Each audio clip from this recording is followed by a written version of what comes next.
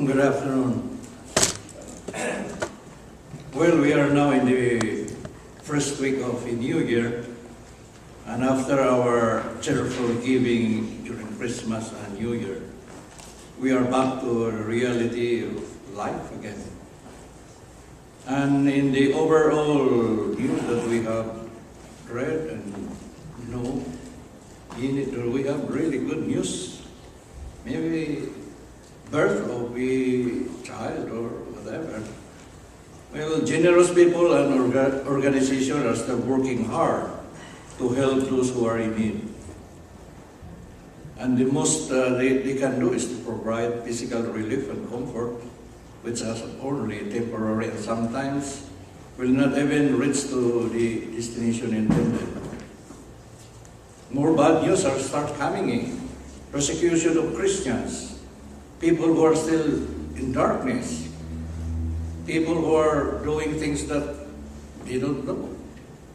And yet we Christians, we are invited by God, but we just sit down for this year to provide more than anything temporarily, but will last forever. More lasting than those what they are doing. And our duty is to let them know about the good news that has been there during the first beating of the heart of the child. The love of God is there. Up to the time that that person or that human being stops, the heart stops beating. Many of us will not be there physically to do the spreading of that good news, but we can help in sending others to do that, and that is our work.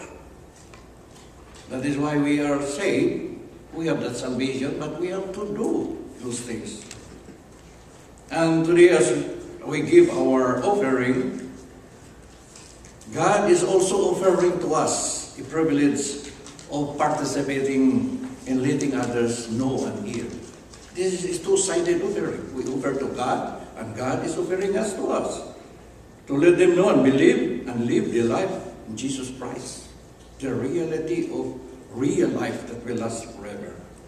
For those people who are still there in the world, our neighbors, who are suffering more than the physical sufferings, miseries, which are only temporary, and it's only a short time, but spiritual suffering which is much worse than any human being can know.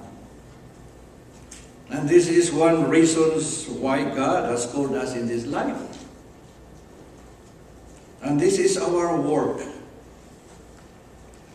In Colossians 3 verse 23, we read, whatever you do, work at it with all your heart. This is the work. This is the work. Do we really do this kind of work, spreading the good news of God with all our heart? As working for the Lord, we are really working for the Lord and not for men. That is why when we give our offering, we do not consider for men, but for God. Verse 24, since you know that you will receive an inheritance from the Lord as a reward. We have that salvation already. It is the Lord you are serving.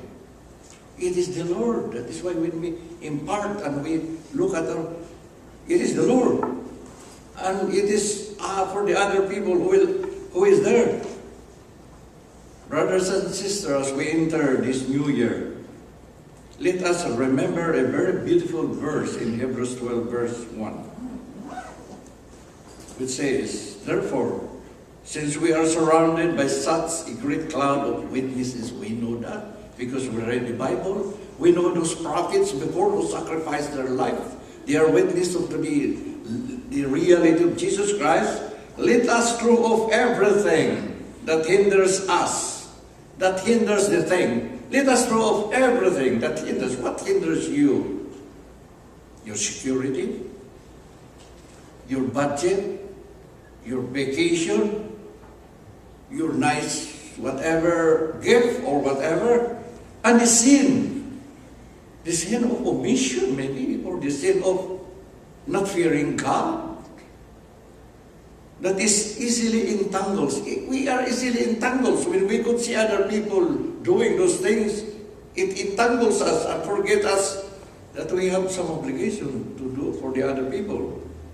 And let us run. It is not walking.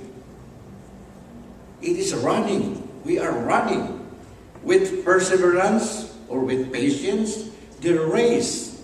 And this word is very beautiful, marked out for us. Our path is marked out for us. You have an individual path that is marked out for you. Your path may not be the same as my path or your neighbor's path, but that is marked by God for you. Let us fix our eyes on Jesus. Beautiful.